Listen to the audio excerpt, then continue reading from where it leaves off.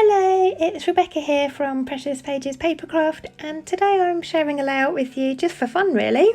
It's been a while since I've been able to say that, but I was feeling inspired just to have a bit of a play with mixed media one evening, so I sat at my desk and did exactly that.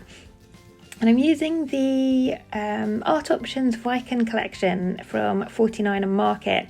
I took my little boy to a lavender farm recently, and so I've got loads of gorgeous photos of him all amongst sort of purple and greens in the background, and this collection I knew would work really well with those photos.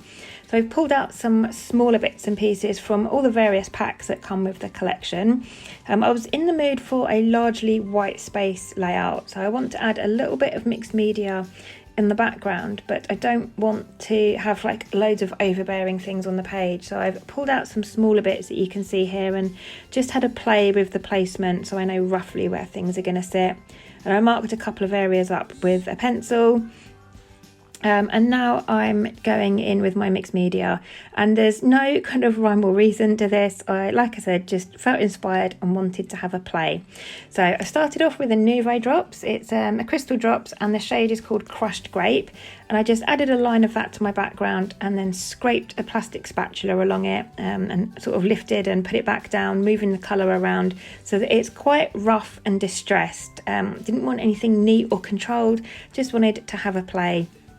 But I felt like that colour was very light and I wanted something a bit bolder.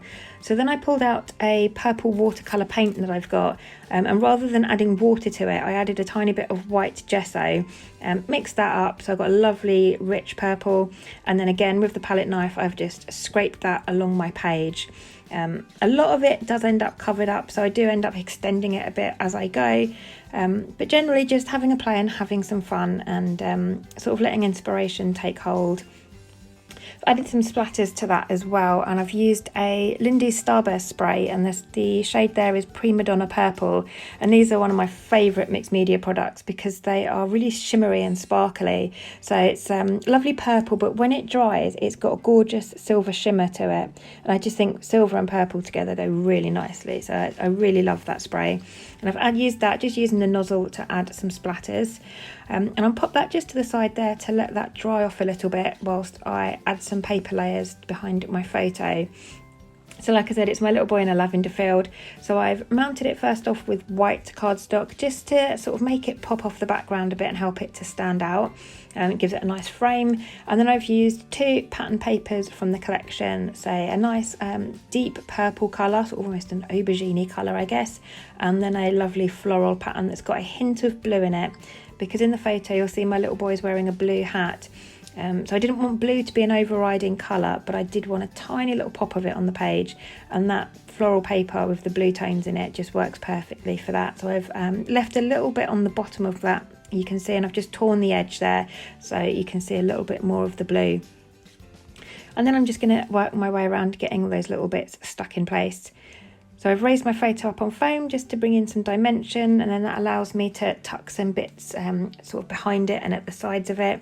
I've used a purple, it's like a lacy trim that you get in one of the die cut packs, and I've torn it at the ends to bring in a bit of texture, and I'm just using that as a kind of base or an anchor behind my photo. Kind of offers almost a shelf for everything to sit on. So my photo's resting on that, and then you'll see I'm tucking in some like foliage and flowers and things at the sides. We've got some lovely green leaves and some purple berries. There's no actual lavender flowers in this collection, unfortunately. It would have been perfect, wouldn't it? But just using the bits that I've got that are purple and green, and I think they work really nicely. I've added a little, almost like a ribbon, it's like a cardstock die cut ribbon across the middle with a little bow along the bottom of my photo. Got a little sentiment going over onto the left there, and it says happy little moment, and I thought that worked really nicely. Just loads of little small bits so that nothing is overpowering the page. As you can see, I'm covering up a bit of my mixed media, so I do come in and add to it, but it's kind of trial and error, and I'm just having fun and just going with the flow really. No sort of plan as such, just going through the collection, seeing what I like, and trying it out if I like it, getting it stuck down, and then I'll worry about extending that mixed media after.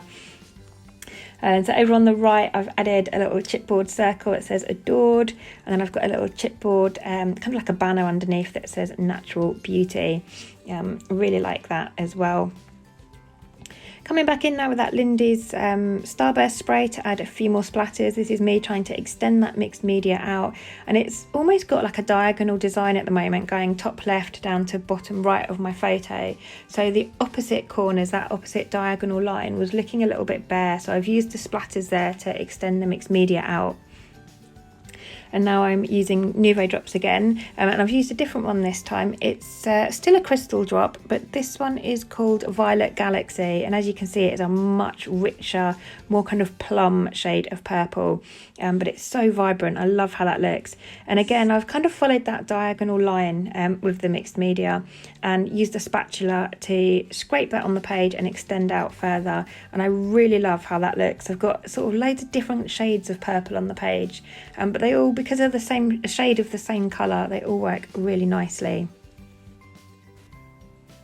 And then coming in with my title now. Initially I had planned to use that happy little moment sentiment piece there as my title, but I felt like I had a natural space at the top and the bottom of my photo where I could have kind of a 2-word title.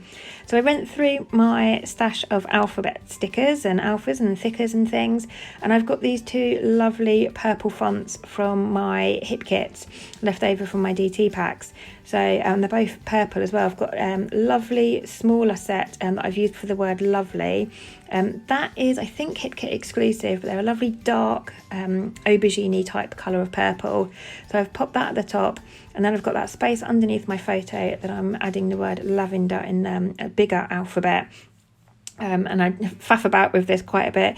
I didn't want the word completely straight because I've got that torn edge of pattern paper under my photo. It kind of naturally had to follow that line, but I wanted it to look natural and not like I'd purposely tried to curve it down, or like it just hard to explain. But I didn't want it dead straight, and I didn't want it to look like I'd followed that line entirely, so I wanted it a little bit hickledy-pickledy. So I had to move that around a bit until I was happy. And then I finished the page off with another Lindy spray with just some splatters, and that's a green one this time. It's called Drop Dead Gorgeous Green, just to bring in a little bit more green. And you'll also notice off camera I've added a few sequins as well, lovely purple sequins. And those are from Spiegelmom Scraps. It's an older set that was designed for Wild Whisper. It's called Purple Punch, but it's got loads of different shades of purple in, and some iridescent, some like holographic, some like matte, I think you'd call it, but a nice little mix, and they work really well with this collection. So I've added those at the end, just around the edge of the page, and that is me done. So I hope you've enjoyed the layout and it's given you some inspiration. Thank you very much for joining me, and I'll see you next time.